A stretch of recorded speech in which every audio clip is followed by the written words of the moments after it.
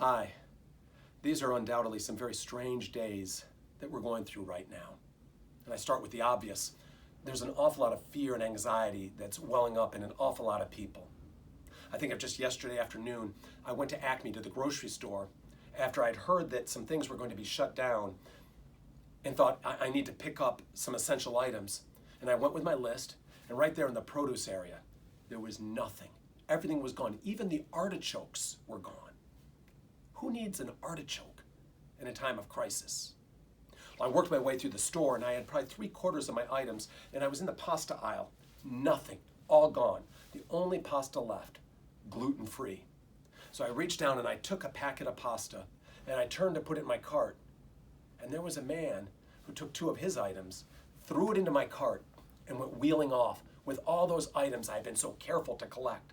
So I called after him and said, "Wait, that's my cart." And he snapped at me as if I was trying to take his things. And then he looked down and realized it wasn't his cart after all. He took the items off and just shuffled off without another word. I have to remember, anxiety is welling up in everybody. And I probably snapped at him as well in an anxious moment. So the question for me is, in these days, what is it that we're called to be about, especially as people of faith? What's our response? First, there's the obvious. We need to care for each other. We need to love each other.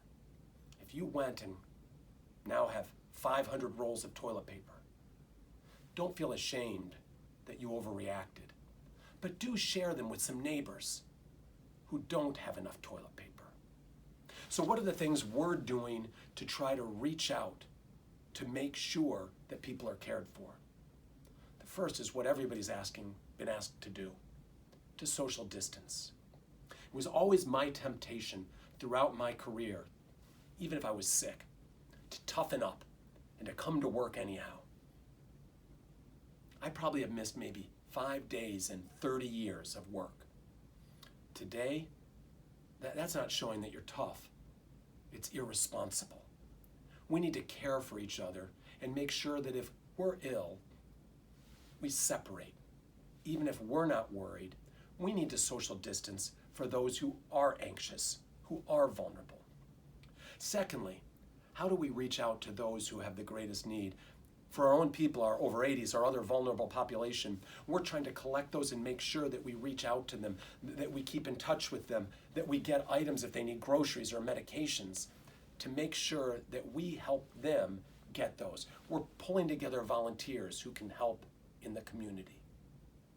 I encourage you, if you know of a neighbor, if you know of somebody who's all alone, reach out and touch them. Not physically, but touch them in a way that they know that they're not alone, that there's somebody there to look out for them. Make sure that we care about the needs of each person in the community. When we do that, we are living in good faith. Indeed, these are strange times in which we are living.